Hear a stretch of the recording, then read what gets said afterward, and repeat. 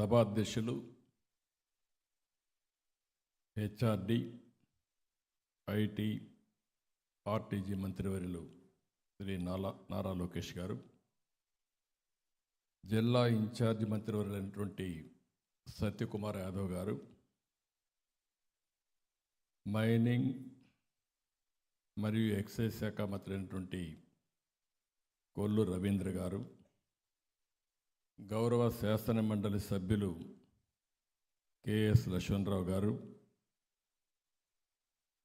గౌరవ శాసనసభ్యులు బోండా ఉమా గారు, గౌరవ శాసన మండలి సభ్యులు చిరంజీవి గారు, శ్రీకాంత్ గారు, రామ్ గోపాల్ రెడ్డి గారు, గౌరవ శాసనసభ్యులు యార్లగడ్డ వెంకట్రావు గారు, కోలికపూడి శ్రీనివాసరావు గారు, కార్యదర్శి పాఠశాల మరియు ఉన్నత విద్య కోన శశిధర్రావు గారు, అధ్యాపకులు, ఉపాధ్యాయులు, అదే మాదిరిగా అవార్డు గ్రహీతలు అందరికి కూడా పేరు పేరున మనస్ఫూర్తిగా నమస్కారాలు, అభినందనలు, శుభాభినందనలు.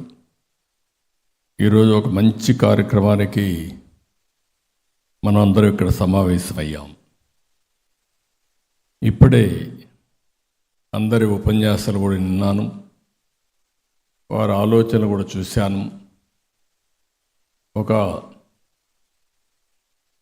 తెలుగు పండిట్ దగ్గర నుంచి బయోటెక్నాలజీ ప్రొఫెసర్ వరకు, అదే మరి రాజకీయ నాయకులు కానీ మీ అడ్మినిస్ట్రేషన్ కంట్రోల్ చేసే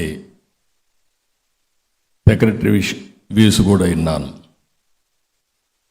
అయితే ఈరోజు మీ అందరినీ మనస్ఫూర్తిగా అభినందిస్తున్నాం. దగ్గర 166 మంది ఉత్తమ ఉపాధ్యాయులుగా ఎంపికైన మిమ్మల్ని అందరినీ పేరు పేరున మరొక్కసారి అభినందనలు, ధన్యవాదాలు, కృతజ్ఞతలు.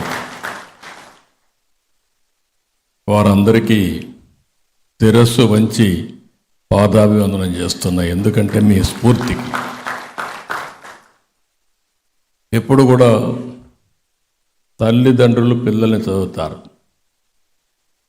నేర్చుకునే వయసు అంతా మీతోనే ఉంటారు. వాళ్ళు ఇంట్లో ఉండేది నిద్రపోయే సమయంలో, స్కూల్లో ఉండేది నేర్చుకునే సమయంలో. అలాంటి వారి యొక్క భవిష్యత్తుని తీర్చిదిద్దే ఒక గొప్ప బాధ్యత మీది. ఎప్పుడు కూడా జీవితంలో తల్లి తండ్రిని గుర్తుపెట్టుకుంటాం, కానీ గురువుని ఎప్పుడూ మర్చిపోలేం. నాకు చిన్నప్పుడు చదువు చెప్పిన గురువుల్ని ఇప్పుడు కూడా గుర్తుంటుంది, ఎప్పటికీ గుర్తుంటుంది. అది ఉపాధ్యాయులకు ఉండే ఒక ప్రత్యేక గుర్తింపు. ఈరోజు కూడా ఒక మంచి గుర్తింపున్న దినం.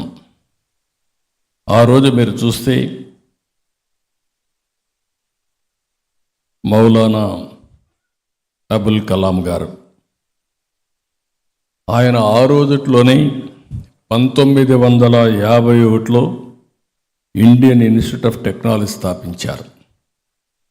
ఈరోజు భారతదేశంలో ఐఐటి చదువుకుని ప్రపంచమంతా పోగలిగారంటే ఆ రోజు ఆయన ఆలోచించి, ఈరోజు ఐఐటి స్టూడెంట్ అంటే ప్రపంచం మొత్తం ఒక సాంకేతికలో మొదట ఉండే వ్యక్తులని చెప్పి నిరూపించగలిగారు.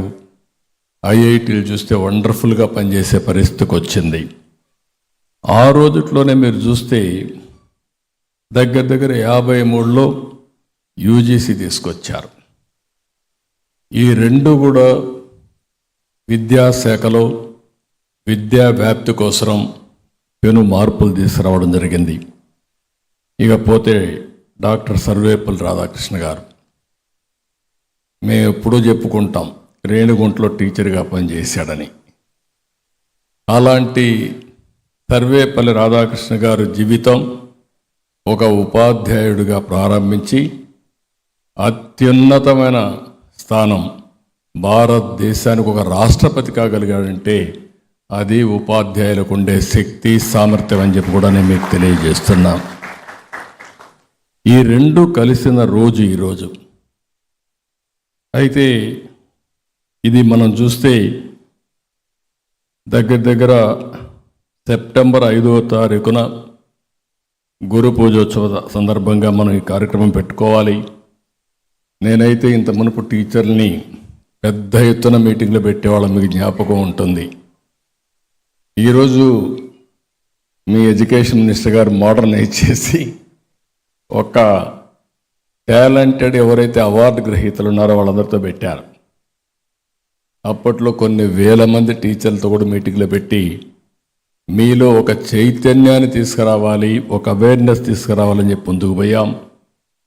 అయితే అక్టోబర్ 5వ తారీఖు జరగాల్సినటువంటి ఈ కార్యక్రమం, సెప్టెంబర్ 5వ తారీఖు జరగాల్సిన ఈ కార్యక్రమం వరదలు వచ్చాయి. ఆ వరదలు వచ్చినప్పుడు ప్రజల్లో ఎప్పుడూ కూడా మీరు ఒకటి గుర్తుపెట్టుకోవాలి, ఒక మంచి టీచర్ ఎప్పుడూ మంచి టీచరే, ఆయనకి ఎప్పుడూ ఆ గౌరవం ఉంటుంది. ఆ స్కూల్లోనే కాకుండా ఆ పరిసర ప్రాంతాల్లో కూడా ఆ టీచర్లకు గుర్తింపు ఉంటుంది. అది మన ప్రవర్తన బట్టి అని చెప్పి కూడా నేను మీకు తెలియజేస్తున్నా. ఇటీవల కాలంలో నేను చూశాను, ఏదైతే విజయవాడలో వరదలు వచ్చాయి, వరదలు వస్తే నేను కూడా మొక్కుబడిగా పోయి వచ్చి ఉండొచ్చు. చూసిన తర్వాత భయంకరమైన పరిస్థితి. ఒకటే నిర్ణయం చేశాను, ఎంత తొందరలో వీలైతే అంత తొందరలో మళ్ళీ మామూలు పరిస్థితి తీసుకురావాలని చెప్పి ఉద్దేశంతో రాత్రింబగుళ్ళో పనిచేశాం. నేను పనిచేయడమే కాదు, ప్రతి ఒక్క మంత్రిని, ఎమ్మెల్యేలని, అధికారులు అందరిని పెట్టి పనిచేయించాం. 10 రోజుల్లో నార్మల్సీ తేగలిగామంటే వీలైనంతవరకు ఇబ్బందులు పడ్డారు, కానీ ఆ ఇబ్బందులను అధిగమించే విధంగా మేము పనిచేయగలిగాం. కాబట్టి ఒక నమ్మకంతో పూర్తిగా సహకరించే పరిస్థితికి వచ్చారు. ఇక్కడ వీళ్ళ కష్టాలు చూశారు, ప్రభుత్వం పనిచేసిన విధానం చూశారు, రాష్ట్రం దేశం మొత్తం స్పందించారు. దగ్గర దగ్గర 500 కోట్ల రూపాయలు సీఎం రిలీఫ్కి ఇచ్చే పరిస్థితికి వచ్చారు. మీరందరూ కూడా ఒకరోజు జీతం ఇచ్చారు. అది మీ అందరి స్ఫూర్తి. ఒక మంచి అనే దానికి ఎప్పుడూ గుర్తింపు ఉంటుంది అనేది ఈ వరదలు ఒక తార్కాణం అని చెప్పి కూడా నేను మీకు తెలియజేస్తున్నా. ఇప్పుడే మీరు మాట్లాడినప్పుడు కొన్ని విషయాలు నేను విన్నాను. భారతదేశం ఒక గొప్ప దేశం, మీరందరూ గుర్తుపెట్టుకోవాలి. ఈరోజు ఒక సంస్కృతి సాంప్రదాయాలకు మారు పేరు భారతదేశం. ఈ దేశానికి ఎన్నో గొప్ప అవకాశాలు ఉండే అవకాశం ఉంది, ఇంకా కూడా మీరు గుర్తుపెట్టుకోవాల్సింది. అయితే ఎప్పుడు కూడా ఒక్కొక్కసారి కొన్ని టర్నింగ్ పాయింట్స్ వస్తూ ఉంటాయి. ఇన్ఫర్మేషన్ టెక్నాలజీ వచ్చినప్పుడు ముందుగా 1991లో ఆర్థిక సంస్కరణ తీసుకొచ్చాం. ఒక్క సంస్కరణ ద్వారా దేశం దశ దిశ మారే పరిస్థితి వచ్చింది. ఆ సంస్కరణ తీసుకొచ్చిన వ్యక్తి పివి నరసింహారావు గారు. తెలుగు బిడ్డ కావడం మనందరి అదృష్టం. అక్కడి నుంచి మీరు చూస్తే 94-95 ఆ ప్రాంతంలో ఇంటర్నెట్ రెవల్యూషన్ వచ్చింది. ఇంటర్నెట్ రెవల్యూషన్ వస్తే నేను ఆలోచించాను, మనం ఎందుకు అడాప్ట్ చేసుకోకూడదని. అప్పట్లోనే ప్రారంభించాం. 95లో నేను ముఖ్యమంత్రి అయినప్పుడు ఇక్కడ టీచర్స్ కొంతమంది ఉంటారు. ఆ రోజు నేను చేసిన నిర్ణయం మీరు చూసి, ఒక సింపుల్ పాలసీ, ఒక పవర్ఫుల్ పాలసీ, ఐటీకి ప్రాధాన్యత ఇవ్వాలనుకున్నాం. ఒక ఐటీకి ప్రాధాన్యత ఇచ్చి ఫస్ట్ ఒక హైటెక్ సిటీ కట్టాం. అక్కడి నుంచి ప్రపంచమంతా తిరిగి ఐటీ కంపెనీలు ప్రమోట్ చేశాం. దీనికి విద్యార్థులు కావాలి, రిసోర్సెస్ కావాలనే ఉద్దేశంతో ఇంజనీరింగ్ కాలేజెస్ ప్రమోట్ చేశాం. 25 ఇంజనీరింగ్ కాలేజీలు 10 ఏళ్లలో 9 ఏళ్లలో 300 ఇంజనీరింగ్ కాలేజీలు చేస్తే, ఆ నిర్ణయం ఈరోజు మీరు చూస్తే, మీరు చదువు చెప్పిన పిల్లలు అమెరికాకి వెళ్ళి అమెరికాలో $1,20,000 ఆదాయం, తలసరి ఆదాయం సంవత్సరానికి. అమెరికాలో చదువుకున్న అమెరికన్స్ ఆదాయం $60,000. వాళ్ళందరూ కూడా మీ ఎలిమెంటరీ స్కూల్లో ఇక్కడ ఉన్నటువంటి గురువులు టీచ్ చేసిన విద్యార్థులే. మామూలు గ్రామీణ ప్రాంతాల్లో చదువుకున్న వాళ్ళే. ఇప్పుడు కొత్త థియరీ ఒకటి తీసుకొచ్చారు, ఇంగ్లీష్ వస్తేనే భవిష్యత్తు ఉంటుందని. నేను ఎప్పుడో ఒకటే చెప్తున్నా, తెలుగు అనేది తెలుగు జాతిని గుర్తించేది. భాష ఎవరు మర్చిపోయినా జాతి మరుగుపడిపోతుంది. అదే సమయంలో ఇంగ్లీష్ కావాలి, ఎందుకంటే డబ్బులు సంపాదించుకోవడానికి. రెండు కూడా బ్యాలెన్స్ చేసుకొని ముందుకు పోవాలి తప్ప భాషను మరిచిపోతే పూర్తిగా జాతి నిర్వీర్యం అవుతుంది, జాతి మరుగున పడే పరిస్థితి వస్తుంది. ఈ విషయం కూడా మనం గుర్తుపెట్టుకోవాల్సిన అవసరం ఉంది. ఈరోజు ఈ సమావేశంలో మిమ్మల్ని అందరినీ చూస్తున్నా, మీ అందరికీ ఒకటే గుర్తు చేస్తున్నా. ఈరోజు నరేంద్ర మోడీ గారు ప్రధానమంత్రిగా వికసిత్ భారత్ 2047 విజన్ డాక్యుమెంట్ తయారు చేశారు. మనం కూడా స్వర్ణ ఆంధ్రప్రదేశ్ 2047 విజన్ డాక్యుమెంట్ తయారు చేశాం. నాకు కానీ అదే మరిగా మన ప్రియతమ ప్రధానమంత్రి నరేంద్ర మోడీ గారికి సందేహం లేదు, భారతదేశం 2047కి నెంబర్ 1 కానీ నెంబర్ 2 స్థానంలో మనం ఉండబోతున్నాం. రెండోది, ప్రపంచం మొత్తం ఇండియన్స్ నెంబర్ 1 స్థానంలో ఉంటారు. ఏ దేశానికి పోయినా ఇండియన్సే ఉంటారు, నెంబర్ 1 స్థానంలో ఉంటారు. ఇవన్నిటికీ మూల కారణం ఇక్కడుండే టీచర్సేనని చెప్పి మరొక్కసారి మీ అందరికీ విజ్ఞప్తి చేస్తున్నాను. ఇంకొక విషయం కూడా నేను మీకు చెప్పేది, ఈరోజు మీరందరూ కూడా ఒక ఇన్స్పైరింగ్ టైంలో ఉన్నాం. మనం టెక్నాలజీ అడాప్ట్ చేసుకున్నాం, ఆ తర్వాత ఆ టెక్నాలజీ ఒక పవర్ఫుల్ టూల్గా తయారైంది. ఇంకొక పక్కన భారతదేశంలో జనాభా అనేది ఒక అడ్వాంటేజ్గా వచ్చింది. ప్రపంచంలోనే మీరు ఒక్కసారి చూస్తే యంగెస్ట్ దేశం భారతదేశం. ఈ అడ్వాంటేజ్ ఇంకొక 25 సంవత్సరాలు ఉంటుంది.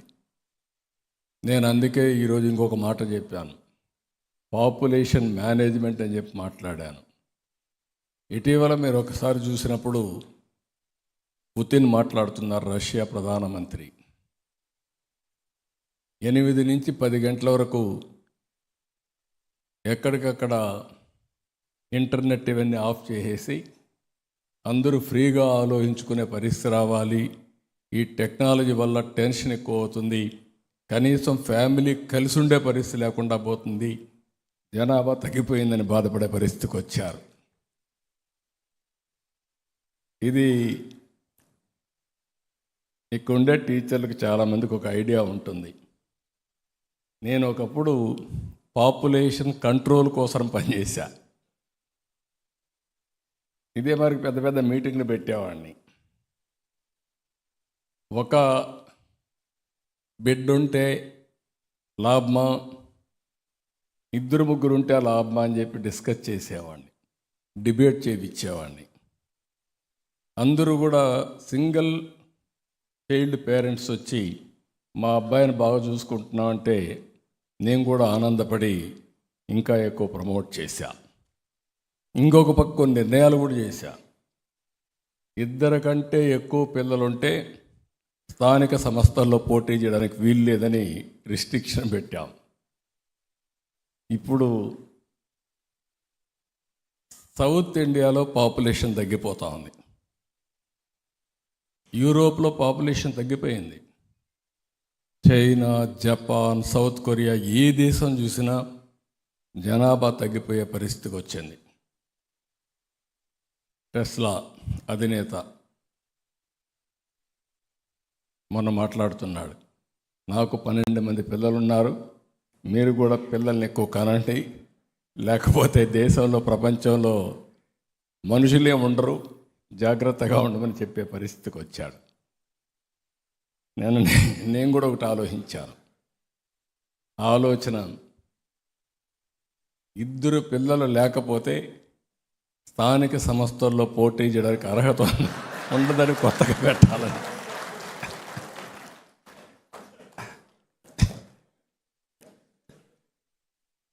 అంటే కొన్ని నిర్ణయాలు మనం చేయకపోతే కడాన మనం పని చేయబోయేది మనుషుల కోసంగా, చెట్ల కోసం పని చేయాలి. అంటే ఒక్కొక్కసారి కొన్ని దేశాలు సరైన సమయంలో స్పందించకపోతే వచ్చే ప్రమాదాలు ఇవన్నీ. ఈ రోజు నుంచి మనం కూడా ఆలోచించి ఇలాంటి నిర్ణయాలు చేయగలిగితే భారతదేశానికి ఒక పెద్ద అడ్వాంటేజ్ ఉంది.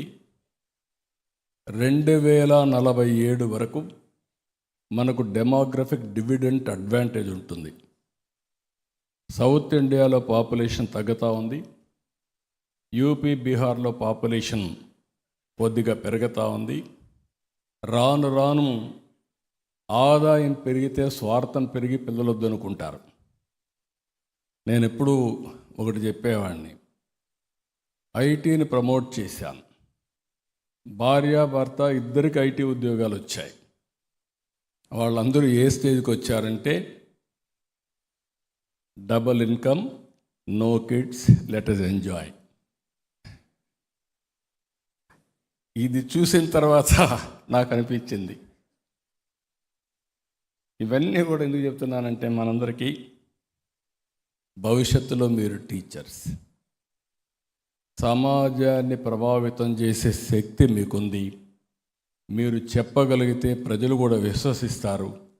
అది ఇప్పటి నుంచి ప్రారంభిస్తే భారతదేశ శక్తిని ఎవ్వరూ అడ్డుకోలేరు. ప్రపంచాన్ని శాసించే శక్తి ఒక్క భారతదేశానికే ఉందని చెప్పి కూడా నేను మీకు తెలియజేస్తున్నా. అదే సమయంలో బ్రిటిష్ వాళ్ళు ఇండియాకు వచ్చారు, వ్యాపారానికి వచ్చారు. వ్యాపారం చేస్తూ చేస్తూ మొత్తం దేశాన్ని హస్తగతం చేసుకున్నారు. నేను అది కూడా చెప్పేవాడిని. పోతూ పోతూ కోహినూర్ డైమండ్ కూడా తీసుకుపోయారు. కానీ ఒకటి మాత్రం వదిలిపెట్టిపోయారు, ఇంగ్లీష్ వదిలిపెట్టిపోయారు. ఎందుకంటే తీసుకుపోలేకపోయారు. అప్పటికి అందరం ఇంగ్లీష్ నేర్చేసుకున్నాం. రెండేది, మనకు మ్యాథమెటిక్స్ వెరీ స్ట్రాంగ్గా ఉంటాం. మ్యాథమెటిక్స్, ఇంగ్లీష్ రెండు కలిపి ఐటీలో ప్రపంచంలో ఒక పెద్ద శక్తివంతమైనటువంటి ఇంటలెక్చువల్ కమ్యూనిటీ తయారైంది. ఇది మనం అందరం గుర్తుపెట్టుకోవాల్సిన అవసరం ఉంది. మనం కానీ జనాభా మేనేజ్మెంట్ చేయగలిగితే 2047 లేకపోతే ఇంకో 10 సంవత్సరాల తర్వాత 100 దేశాల్లో సర్వీస్ పేరుతో ఆ దేశాల్లో కార్పొరేట్ గవర్నెన్స్లో, పబ్లిక్ గవర్నెన్స్లో మనమే ఉంటాం. మన అవసరం అందరికీ ఉంటుంది. ఇది యథార్థం అని చెప్పి కూడా నేను మీకు తెలియజేస్తున్నా. కాబట్టి ఈ రోజు నుంచి ఉత్తమ అధ్యాపకులందరూ జనాభా నియంత్రణ గురించి కూడా కాకుండా పాపులేషన్ మేనేజ్మెంట్ గురించి మీరు మాట్లాడాల్సిందిగా మిమ్మల్ని అందరినీ కోరుతున్నా. ఒకప్పుడు నేను చెప్పేవాడిని, break silence, talk about AIDS అని చెప్పా. ఇప్పుడు మళ్ళీ మీకు చెప్తున్నా, నిశ్శబ్దం మానండి, పాపులేషన్ గురించి మాట్లాడండి, జనాభా గురించి మాట్లాడండి, పాపులేషన్ మేనేజ్మెంట్ గురించి మాట్లాడండి. ఇక డిపార్ట్మెంట్కి వస్తే అనేకమైన మార్పులకి నేను కూడా ప్రత్యక్ష సాక్షిగాని నేను చాలా పనులు చేశాను విద్యా విధానంలో. ఒకప్పుడు నేను చూసేవాడిని, ప్రాంతీయ అసమానతలు ఎక్కువగా ఉండేటివి. ఇక్కడ కొద్దిగా స్కూల్స్ ఎక్కువ ఉండేటివి, గుంటూరు, కృష్ణాలో. తెలంగాణలో చాలా ప్రాంతాల్లో స్కూల్సే ఉండేటివి కాదు. ఆ రోజు నేను ఆలోచించి ఒకే నిర్ణయం చేశాను, ప్రతి ఒక్క కిలోమీటర్కి ఎలిమెంటరీ స్కూల్, 3 కిలోమీటర్లకి అప్పర్ ప్రైమరీ స్కూల్, 5 కిలోమీటర్లకు ఒక హై స్కూల్, ప్రతి మండలానికి ఒక జూనియర్ కాలేజ్, ప్రతి రెవెన్యూ డివిజన్కి ఒక ఇంజనీరింగ్ కాలేజ్, ప్రతి జిల్లాకు ఒక మెడికల్ కాలేజ్ ప్రారంభించింది తెలుగుదేశం పార్టీ 95లో. దీంతో టీచర్ ఉద్యోగాలు తెలుగుదేశం పార్టీ 11 డిఎస్సీలు పెట్టాం. దగ్గర 1,50,000 పోస్టులు ఇచ్చాం. నేను ముఖ్యమంత్రిగా 11 డిఎస్సీల్లో 8 నేను పెట్టాను, 3 మా నాయకుడు ఎన్టీ రామారావు గారు పెట్టారు. ఇప్పుడు 9వ డిఎస్సీ మళ్ళా రాబోతుంది. అంటే ఏ విధంగా ఎడ్యుకేషన్కు శ్రద్ధ పెట్టామనేది ఇది ఒక ఎగ్జాంపుల్ మాత్రం. అందుకే మొన్న ఫస్ట్ సంతకం నేను పెట్టింది మెగా డిఎస్సి పైనే సంతకం పెట్టాను. విద్యా ప్రమాణాలు పెంచాలి, ఉపాధ్యాయుల సంఖ్య పెరగాలి, మీకు కూడా బర్డన్ తగ్గాలనే ఉద్దేశంతో మొన్నే 16,347 టీచర్ ఉద్యోగాల కోసం మెగా డిఎస్సి పెట్టాం. ఇంకొక పక్కన మీరు చూస్తే ఈరోజు ఇంతమంది ఆడబిడ్డలు ఇక్కడ ఉన్నారంటే నేనే 33% రిజర్వేషన్లు మీకు తీసుకొచ్చాను. స్కూల్లో కాలేజీల్లో చదువుకునే పిల్లలకు కూడా 33% సీట్లు తీసుకొచ్చాను. ఆ రోజు నన్ను చాలామంది వ్యతిరేకించారు. ఒక మాట అన్నారు, ఆడపిల్లలకి 33% పెట్టారు, మెరిట్లో కొన్ని వస్తాయి, 50% అంటే క్రాస్ అవుతున్నారని. నేను ఆ రోజు ఒకే మాట చెప్పాను, కొన్ని రోజులు క్రాస్ అయినా నష్టం లేదు, చాలా సంవత్సరాలు నష్టపోయారు, అది బ్యాలెన్స్ అవుతుందని చెప్పాం. ఈరోజు బ్రహ్మాండంగా టీచర్లే కాకుండా అన్ని రంగాల్లో మీరు రాణించే పరిస్థితికి వచ్చారు. ఇంకొక పక్కన నేను ఆధునికతలో ఎప్పటికప్పుడు ముందుకు పోయా. ఈ విషయం కూడా మీరు గుర్తుపెట్టుకోవాలి. పోయిన గవర్నమెంట్లో మీరు చూస్తే 5,000 డిజిటల్ క్లాస్ రూమ్స్ ఓపెన్ చేశాం, వర్చువల్ క్లాస్ రూమ్స్ ఓపెన్ చేశాం. అవి కూడా ఒక మోడర్నైజేషన్తో మనం ముందుకు పోయే పరిస్థితికి వచ్చాం. అవసరమైతే ఒక 20 స్కూల్స్కి 15 స్కూల్స్కి సెంట్రలైజ్ చేసి అక్కడ ల్యాబ్ పెట్టి అక్కడి నుంచి టీచర్ మాట్లాడితే లోకల్గా క్లాసులో ఉండే టీచర్ సప్లిమెంట్ చేసే విధంగా బెస్ట్ టీచర్స్ అందరిని ఉపయోగించుకోవడానికి మనం ముందుకు పోయే పరిస్థితికి వచ్చాం. ఇంకొక పక్క మీరు చూసినప్పుడు ప్రతిభ అవార్డ్స్ తీసుకొచ్చాం. నాకు ఇప్పుడు కూడా ఒక హ్యాపీ, ఎందుకంటే ఎక్కడో ఉంటాడు, జీవితంలో బాగా పైకి వచ్చి ఉన్నత స్థాయిలో ఉంటాడు, ఒక ఐఏఎస్ ఐపీఎస్ అయిన వాళ్ళు వచ్చి, సార్ మీరు ప్రతిభా అవార్డు పెట్టారు, ఆ ప్రతిభా అవార్డులో చదువుకొని నేను ఈ స్థాయికి వచ్చానని చెప్పినప్పుడు చాలా గర్వించగలుగుతున్నాను. ఆ రోజు నేను ఒక ప్రిన్సిపల్ తీసుకున్నాను, మెరిట్ని ప్రమోట్ చేయాలంటే ఏ విధంగా చేయాలని ఆలోచించినప్పుడు ఎక్కడైనా సరే కామన్ ఎగ్జామ్లో పాస్ అయితే ఫర్దర్గా చదువుకు తల్లిదండ్రులపైన ఆధారపడకుండా గవర్నమెంటే చదివించాలనే ఉద్దేశంతో మెరిట్తోనే చదువుకునే విధానానికి ప్రారంభం కావాలనే ఉద్దేశంతోనే ప్రతిభ అవార్డు తీసుకొచ్చాం. అది కూడా మంచి ఫలితాలు వచ్చింది. కానీ ఇటీవల అవన్నీ పోయే పరిస్థితికి వచ్చారు. ఈరోజు ఇంకొక పక్కన మీరు గుర్తుపెట్టుకోవాల్సిన ఎక్కువ ఉండే టీచర్స్ అందరూ. ఒకప్పుడు టీచర్ అంటే నేను చాలామంది జిల్లా పరిషత్ చైర్మన్స్ ఉండేవాళ్ళు. జిల్లా పరిషత్ చైర్మన్స్ కొంతమందికి ఇప్పుడు ఉండేవాళ్ళకి తెలియకపోవచ్చు. టీచర్స్ ట్రాన్స్ఫర్ జిల్లా పరిషత్ చైర్మన్ చేసేవాడు. నేను 95లో సీఎంగా వచ్చినప్పుడు జిల్లా పరిషత్ చైర్మన్ సిగరెట్ తాగుతూ ఆ సిగరెట్ అయిపోయిన తర్వాత ఎవరైనా ఒక పాలిటీషియన్ పోయి ఈ టీచర్ని ట్రాన్స్ఫర్ చేయమంటే, లేకుంటే ఈ టీచర్ని ఇక్కడికి వేయమంటే దాని వెనకాల సంతకం పెట్టి పంపించాడు. మీ జాతకాలు ఆ రోజు ఒక జిల్లా పరిషత్ చైర్మన్ ఫుట్బాల్ మారిగా ఆడుకునే పరిస్థితి. అది చూసిన తర్వాత నాకు అనిపించింది, మీరు పాలిటీషియన్ రావడం ఏంటి, ఎందుకు వెళ్ళాలి, టీచర్ గౌరవంగా ఉండాలి, సమాజంలో గౌరవించదగ్గ వ్యక్తుల్లో నెంబర్ 1గా ఉండాలనే ఉద్దేశంతో ఎక్కడికి పోయే పని లేకుండా కౌన్సిలింగ్ విధానం తీసుకొచ్చా. ఇది ఫస్ట్ టైం దేశంలో తీసుకొచ్చాం. ఆ కౌన్సిలింగ్ వల్ల మీ పనితనాన్ని బట్టి మీరు ఏ ప్లేస్ కోరుకుంటే ఆ ప్లేస్ మీకు వచ్చే విధంగా చేసింది ఆనాటి ప్రభుత్వం అని చెప్పి కూడా నేను మీకు తెలియజేస్తున్నా.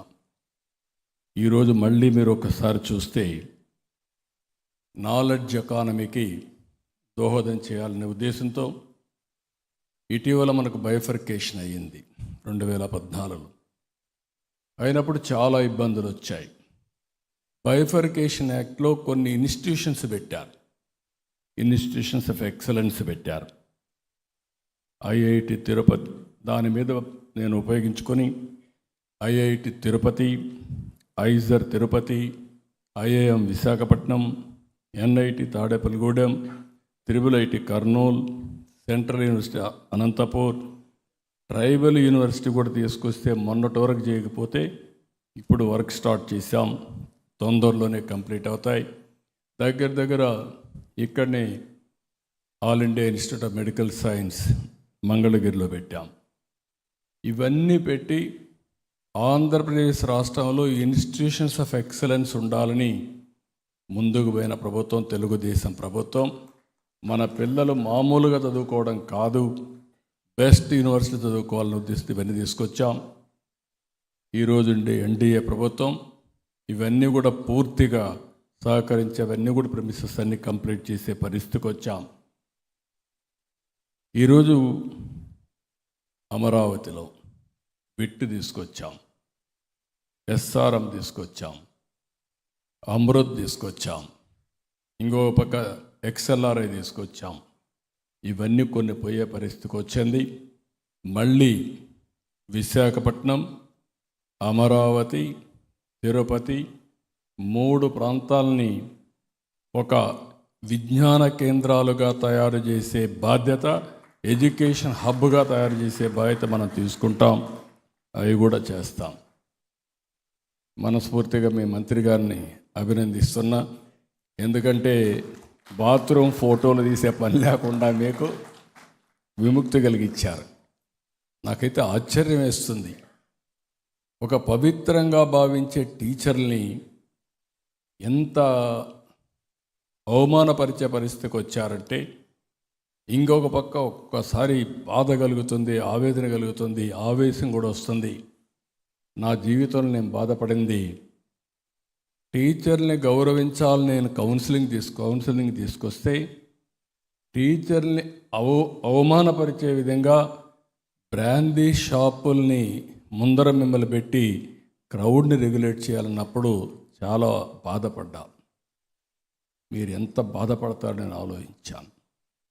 ఎందుకు ఈ మాట అడుగుతున్నానంటే, చాలామంది ఉంటారు గవర్నమెంట్లో, పోలీసులు ఉన్నారు, హోంగార్డ్స్ ఉన్నారు. కానీ అందరికంటే గౌరవించవలసిన వృత్తి, పిల్లల భవిష్యత్తు తీర్చిదిద్దే శక్తి ఉండే ఏకైక వర్గం టీచర్సు. అలాంటి టీచర్ని గౌరవించవలసిన బాధ్యత ప్రతి ఒక్కరిపైన ఉందని చెప్పి కూడా నేను మీకు తెలియజేస్తున్నా. ఇంకో పక్కన బకాయిలు ఇప్పుడే చెప్పారు, చాలామంది చెప్పారు. మీ ఒక్క డిపార్ట్మెంటే కాదు, 1,35,000 కోట్ల రూపాయలు అవుట్ స్టాండింగ్ బిల్స్ ఉన్నాయి, 10 లక్షల కోట్ల రూపాయల అప్పులు ఉన్నాయి. అన్ని వ్యవస్థలు విధ్వంసం అయ్యాయి. నేను 4వసారి ముఖ్యమంత్రి. నాకు ఇంత డిఫికల్టీ ఎప్పుడూ కనపడలా. ఎందుకంటే ఇంత మునుపు ఎవ్వరు కూడా వ్యవస్థల్ని విచ్ఛిన్నం చేయాల. ఫస్ట్ టైం వ్యవస్థల్ని విచ్ఛిన్నం చేసి బ్రాండ్ చాలా దెబ్బతీసే పరిస్థితికి వచ్చారు. దీనివల్ల చాలా ఇబ్బందులు వచ్చాయి. నేను ఒకటే మీ అందరినీ కోరుతున్నా, ఏవైతే ఇబ్బందులు ఉన్నాయో దీన్ని చూసి నేను భయపడిపోయి వెనక్కిపోవడం లేదు. మేము ఒకటే పిలిపించాం. ఆ పిలుపు మీరు కూడా స్పందించారు. ప్రజలు గెలవాలంటే ఎన్డీఏ గవర్నమెంట్ రావాలి, మళ్ళీ రాష్ట్రాన్ని పునర్నిర్మాణం చేసుకోవాలని చెప్పి ఒక పిలిపిస్తే, చరిత్రలో ఎప్పుడూ గెలిపించిన విధంగా 93% సక్సెస్ రేట్ వచ్చింది. అందులో టీచర్స్ మీ రోల్ కూడా పెద్ద ఎత్తునుంది. అలాంటి చొరవ చూపించిన అందరినీ కాపాడుకోవాల్సిన అవసరం ఉంది. ఈరోజు ఇంకొక పక్కన మీరు చూస్తే భవిష్యత్తు, ఎక్కడ చూసినా నాలెడ్జ్ ఎకానమీకే భవిష్యత్తు ఉంటుంది. రాబోయే రోజుల్లో హార్డ్ వర్క్ చేయడం కాదు, స్మార్ట్ వర్క్ చేయాలి. ఒక సెల్ ఫోన్ ఉంటే చాలు, ప్రపంచంలో ఎక్కడున్నా బతికిపోతాం, ఏ పని కావాలని చేసుకుంటాం, ఆ స్టేజ్కి రీచ్ అయిపోయాం. ఈ నాలెడ్జ్ ఎకానమీలో టీచర్స్ కూడా గుర్తుపెట్టుకోవాల్సింది, ఎక్కడికక్కడ మీ స్కిల్స్ని మీరు పెంచుకోవడమే కాకుండా పిల్లల్లో కూడా ఆ స్కిల్స్ పెంచవలసిన బాధ్యత మీ దగ్గర ఉంది. ఇది అనునిత్యం మనందరం ఆలోచించాల్సిన అవసరం ఉంది. ఈరోజు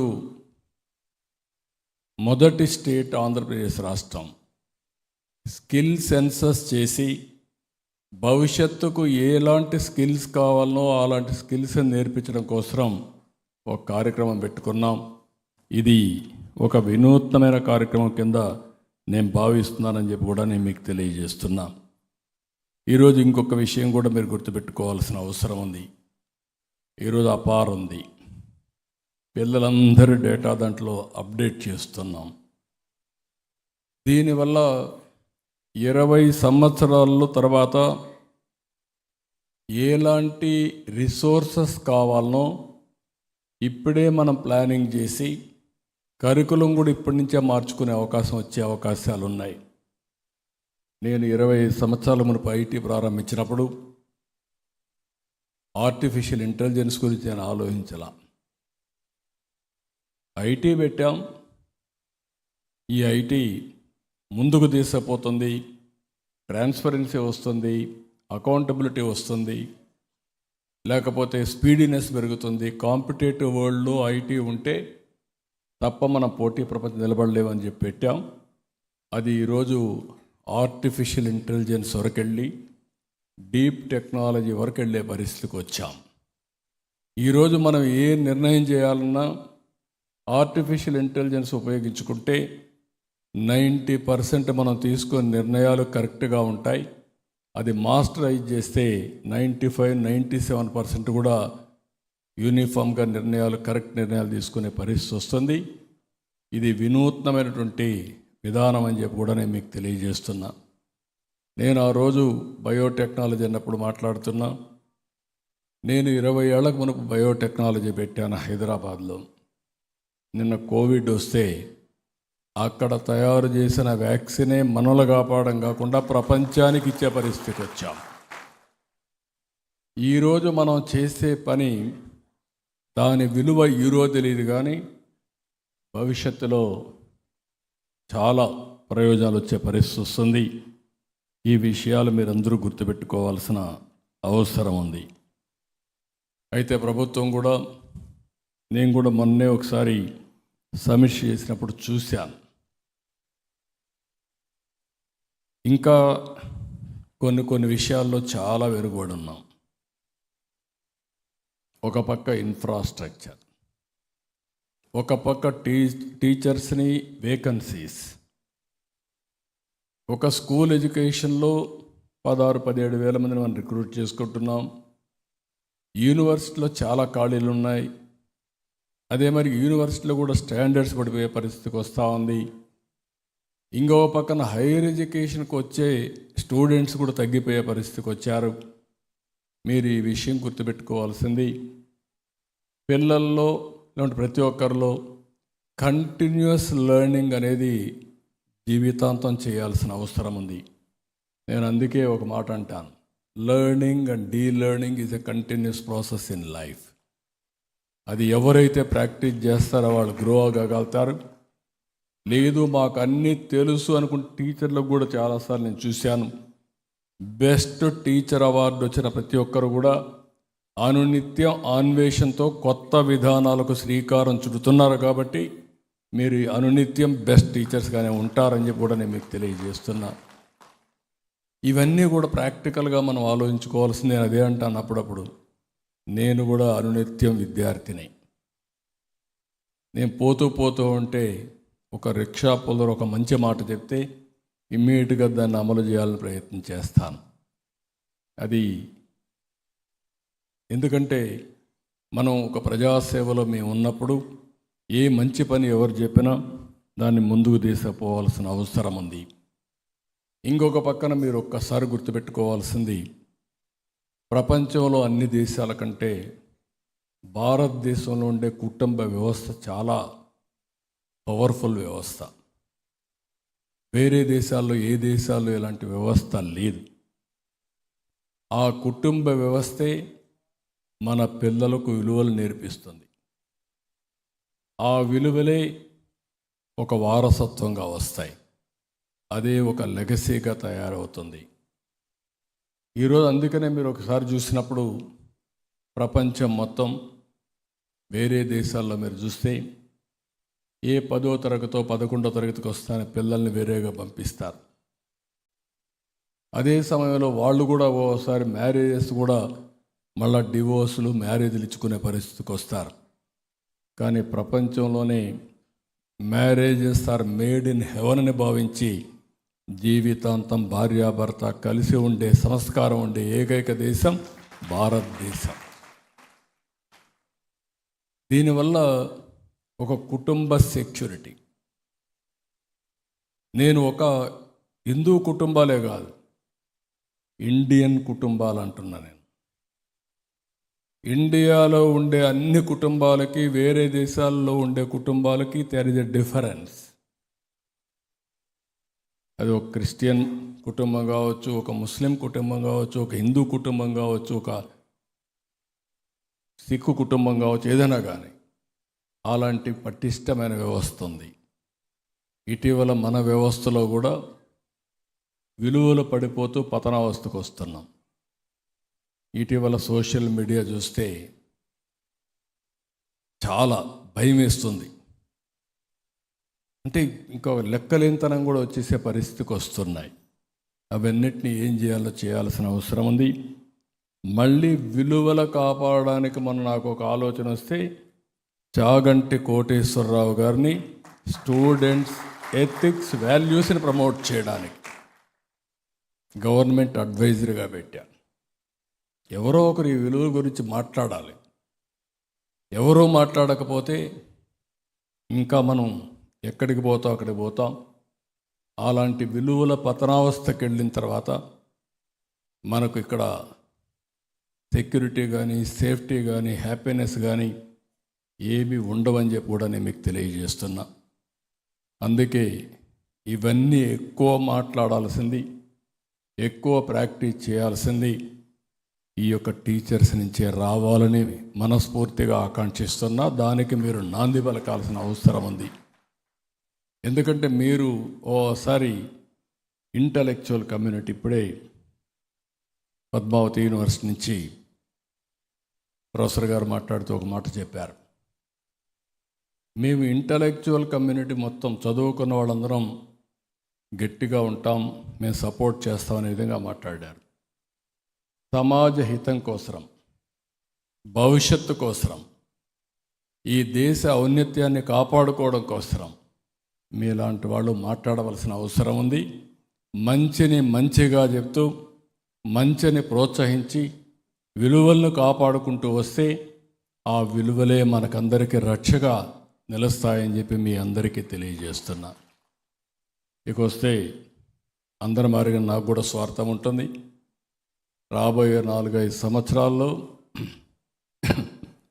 ఒక నాలెడ్జ్ ఎకానమిక్ హబ్గా ఆంధ్రప్రదేశ్ తయారు కావాలి.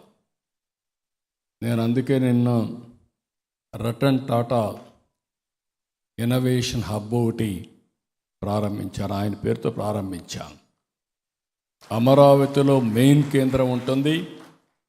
విశాఖపట్నం, రాజమండ్రి, విజయవాడ, తిరుపతి, అనంతపూర్లో కేంద్రాలు ఉంటాయి, రీజనల్ కేంద్రాలు ఉంటాయి. 1 ఫ్యామిలీ 1 ఆంట్రప్రెన్యూర్, 1 ఫ్యామిలీ 1 ఆంట్రప్రెన్యూర్ కావాలంటే ఈ టీచర్స్ పైనే ఆధారపడుతుంది. ఒకప్పుడు నేను చెప్పాను, ప్రతి ఒక్క కుటుంబానికి ఒక ఐటీ ప్రొఫెషనల్ ఉండాలని చెప్పాను. నేను ఇచ్చిన పిలుపందుకుని గ్రామాల్లో ఉండే 5 ఎకరాలు 6 ఎకరాలు ఉండేవాళ్ళు ఊరుదులుకొని సమీప టౌన్కి వచ్చి పిల్లల్ని చదివించారు. నేను ఆ రోజు ఒకే మాట చెప్పాను, మీరు ఎంత డబ్బులు ఇస్తారనేది ముఖ్యం కాదు, మీ పిల్లలకి ఎన్ని ఎకరాల భూమి ఇస్తారనేది ముఖ్యం కాదు, బాగా చదివించండి.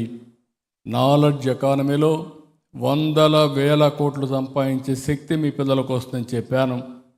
అది ఈరోజు నిజమయ్యే పరిస్థితి వచ్చింది.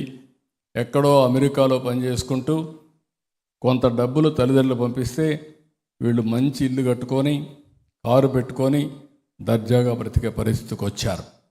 అలాంటివన్నీ కూడా జరిగాయి. ఈరోజు మిమ్మల్ని అందరినీ చెప్తున్నాం, నాలెడ్జ్ ఎకానమీలో ఆంధ్రప్రదేశ్ నెంబర్ 1గా ఉండాలి. ఆ నాలెడ్జ్ ఎకానమీలో నెంబర్ 1గా ఉండాలంటే టీచర్స్ పైన ఇది ఆధారపడుతుంది. మీరు దానికి నాంది పలకాల్సిన బాధ్యత మీరు తీసుకోవాల్సిన అవసరం ఉంది. అదే మరి ప్రతి ఒక్క టీచర్ ఒక విజ్ఞాన గనిగా తయారు కావాలి. మీరు మాట్లాడే ప్రతి ఒక్క మాట, మీరు అనుసరించే ప్రతి ఒక్క విధానం పిల్లల్లో అనునిత్యం స్ఫూర్తినివ్వాలి, ఇన్నోవేషన్కు నాంది పలకాలి.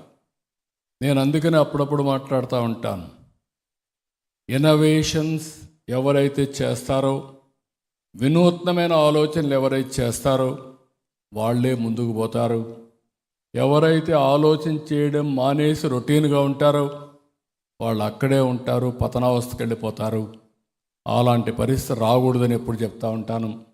నేను కూడా ఈ టీచర్ కమ్యూనిటీకి అందరికీ తెలియజేసేది, మీరు టీచ్ చేసే విధానంలో కూడా అనునిత్యం ఆలోచిస్తే కొత్త కొత్త ఆలోచనలు వస్తాయి. కొత్త కొత్త ఆలోచనలతో వినూత్నంగా మీరు టీచ్ చేయగలిగితే పిల్లల్లో కూడా సస్టైనబుల్ ఎనర్జీ ఉంటుంది, ఇన్స్పిరేషన్ ఉంటుంది, వాళ్ళు కూడా ముందుకు పోయే పరిస్థితి వస్తుంది. ఇవన్నీ మీరు చేయండి. మీ గౌరవాన్ని, మీ ప్రతిష్టను కాపాడే బాధ్యత ఈ ప్రభుత్వం తీసుకుంటామని మరొక్కసారి మీ అందరికీ తెలియజేసుకుంటూ, ఇలాంటి అకేషన్స్ అప్పుడప్పుడు పెట్టుకుందాం, మీతో కూడా ఫ్రాంక్గా మాట్లాడతాం, మీ ఆలోచనలు కూడా వింటాం. అందరం కలిసి ఈ రాష్ట్రాన్ని అభివృద్ధి చేస్తూ భారతదేశం ప్రపంచ దేశాల్లో అగ్రదేశంగా తయారైతే భారతదేశంలో ఆంధ్రప్రదేశ్ నెంబర్ 1 రాష్ట్రంగా ఉండాలనేది నా ఆకాంక్ష. మీరు తయారు చేసే పిల్లలు ప్రపంచంలోనే తెలుగు జాతిని నెంబర్ 1గా తయారు చేసే శక్తి మీకుంది.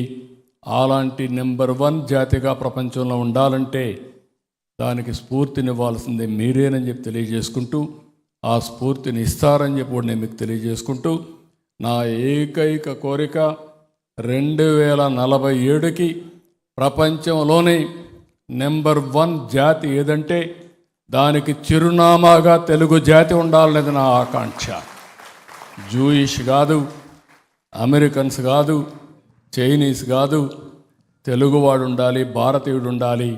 ఆ తెలుగువాడికి మీరు స్ఫూర్తినివ్వాల్సిందిగా మరొక్కసారి కోరుకుంటూ, మిగిలిన మీ విషయాలని మీ మంత్రి గారు చెప్పారు, ఆఫీసర్లు చెప్పారు, వారికి పూర్తిగా నేను సహకరిస్తా. మీరు మాత్రం నేను చెప్పిన మెసేజ్ని ప్రతి ఒక్క ఇంటికి తీసుకెళ్ళండి, ప్రతి ఒక్క స్టూడెంట్కి తీసుకెళ్ళండి, ఎక్కడికక్కడ వాళ్ళు ఒక స్ఫూర్తినిమ్మని మరొక్కసారి కోరుకుంటూ, మరొక్కసారి ఉత్తమ అవార్డులు వచ్చిన ప్రతి ఒక్కరికి పేరు పేరున మనస్ఫూర్తిగా అభినందనలు, ధన్యవాదాలు. మీరు చేసిన పనికి కృతజ్ఞతలు కూడా తెలియజేసుకుంటూ సెలవు తీసుకుంటున్నాం. జై హింద్.